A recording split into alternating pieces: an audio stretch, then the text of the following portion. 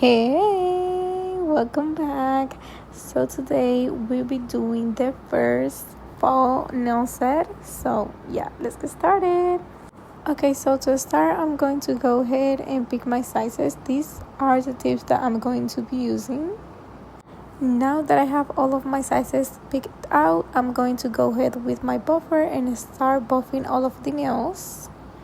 I know I haven't been uploading videos in 2 months, but I've been really busy at work. I just switched my work recently and I work more hours than I used to, so it's been a little bit hard for me to get some free time to do the nails and do all of the other stuff that I usually do. But I'm back. I'm going to be trying to find the best times so I can go ahead and do the videos and do what I really love, which is doing the nails. But I'm really sorry that I had to get out of the videos for a little bit. Anyways, back to the nails. I really like to buff the surface of the nail so the gel kind of sticks better. I used to not do this part and always skip it because I really did think that it didn't really do anything for my nails. But then I started noticing my nails were peeling off like stickers all of the time and I didn't understand what was happening. So I started to do my research on all of the platforms trying to look for an answer for this problem, and I found out that was the reason that was happening, because I wasn't buffing the surface at the start, so the gel didn't have any surface to stick to really, because when the nail is too smooth it has a hard time sticking, but when the nail is a little bit more rougher, then the gel can have like a good grip on the nail and really stick to it. So don't ever skip this part just because you guys think it doesn't really do anything for the nails, because it really does. I know it's a little bit time consuming and sometimes you just wanna skip this part, but it really does something for the nail. The next step is applying the base coat, and this is the one that I use, that is from Macar. I have been using this product for more than a year and I really like it, and I really do think that it works well and do the job that it has to do, not only on press-on nails but on my natural nails too. So that's the one that I'm going to be using. I really try to make my coat as thin as possible on this step, just because I don't want to make my nails look bulky and I still have a lot of layers to do on top of this. We still have to do the base colors and we still have to put the designs and all of the stuff on top of the nails, and also sometimes we do chrome, sometimes we do matte top coat, and keep adding the layers and layers on top of that, and I don't really like my nails looking bulky, so I try to make this step as thin as possible, but making sure that the whole nail is covered in the base coat so we don't leave no space just uncover anything.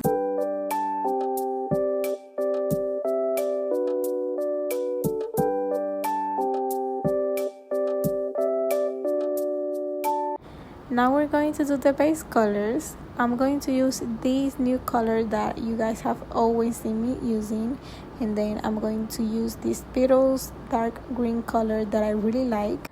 We're going to start with the pinky nail, and I'm just going to add a thin coat of the green color. I'm going to do 2 coats of this color and 3 coats of the nude color on all of the nails. To start, I'm going to be putting the green on the 2 nails that I'm going to be using this color, which are the index finger and the pinky nail.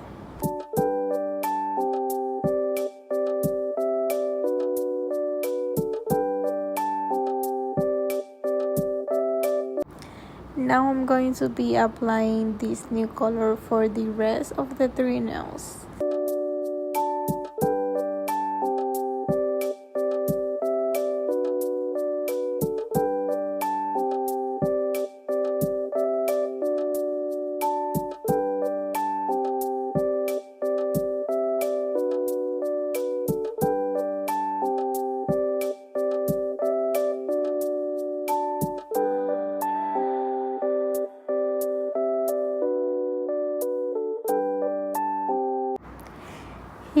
we have all of the base colors ready, and then we are going to start with the designing part. I'm going to be starting with the index finger because we're going to be doing something a little bit different than I usually do. I usually do my aura effect or ombre effect with some eyeshadow palette, but since I just bought these sponge that people use to do the ombres, I'm going to try it out, and with a little bit of our lighter green, I'm going to start to do this like aura effect on the center of this nail. Please keep in mind that this is the first time that I'm doing this, so bear with me. I have used the sponge before to do other things, but I haven't really tried to do an ombre, so this is the first time that I'm going to be doing this. Now we're gonna move on into the ring finger, and I'm going to do an ombre here too, but instead of an aura effect, I'm just gonna do a regular ombre. I'm going to be adding 3 coats of these just because it looks a little bit lighter than what I wanted, but I really think that this color matches really good with the other colors. For the thumbnail, I'm just going to do a regular white French.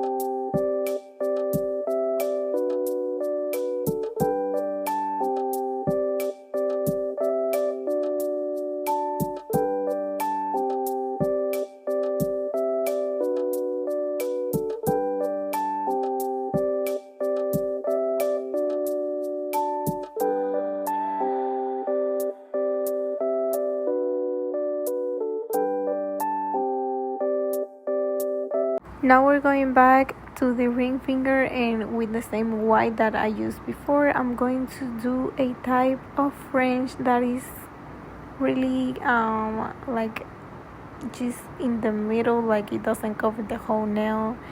I don't really know how to explain it, so I'm just gonna let you guys see what I'm doing because it's kind of hard to explain it with my words.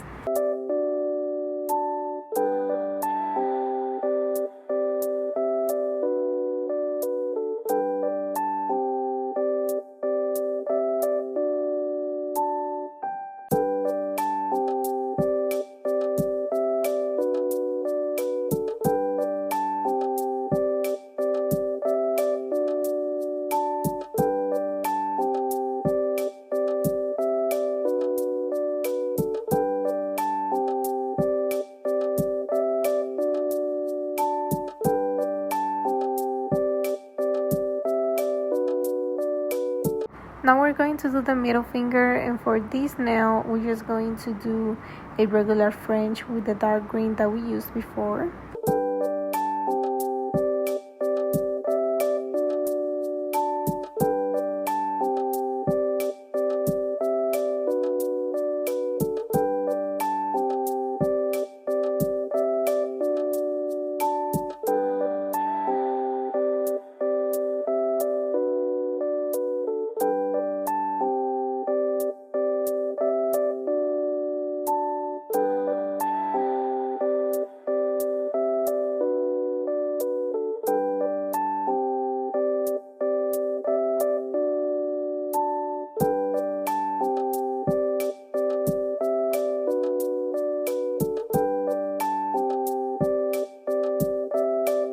Now that we finished with the base colors and doing the regular drawing designs, I'm going to go ahead and start doing my 3D nail art, and I'm going to be using my Macar rhinestone glue to do that, and also a liner brush. And I'm just going to be doing these lines on the left side of the thumbnail. For the index finger, I'm going to be doing the same lines that we did before, but instead of doing just 2 on one corner, I'm going to be doing them all around the nails. I'm going to be careful and do them 2 by 2 just because the gel tends to stick together and then we lose the form that we just did and it just look like a blob without any type of form.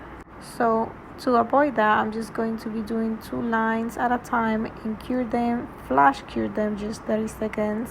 And then when I finish doing all of the lines all around the nail, I'm going to just cure it for the 60 seconds that I always used to do.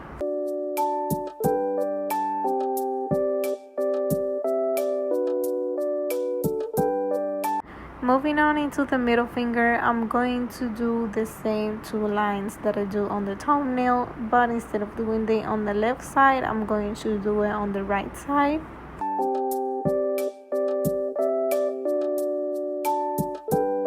Now that we finished doing all of the 3D nail art, I'm going to go ahead and start adding all of the pearls and charms that I want to add on the nails. So to do this, I'm going to be using some gold pearls, and I'm going to be using the smaller sizes that they have, which is number 1 and number 2. And I'm just going to be putting the bigger one on the bottom and the smaller one on the top. I'm going to be doing the same thing on this nail, but I'm going to do it on the opposite side that I did on the nail before.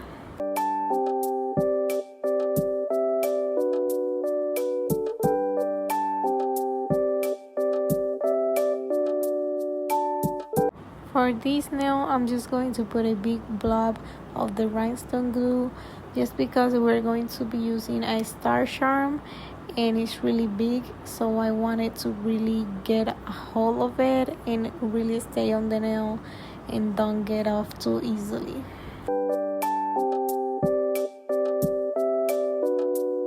To finish off the nails, I'm going to be applying some top coat. I like to use the Macar top coat as the same as the base coat that I use. Have been trying it for a while too, and I really like it. I try to be as careful as possible and don't flood the nails with top coat so the 3D nail art that we did doesn't get lost. But at the same time, I really like to make sure that we cover all of the nail and we don't leave any part without top coat.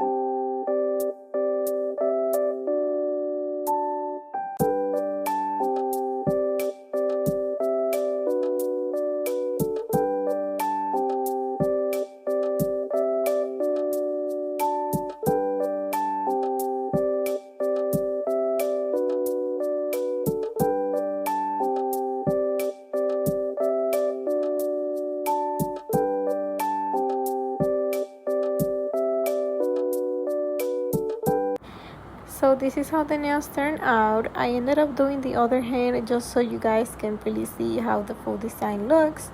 I ended up switching to nails just to make it look a little bit different, but this is how they turn out. I hope you guys liked it and enjoy, and I will see you guys on the next one. Bye.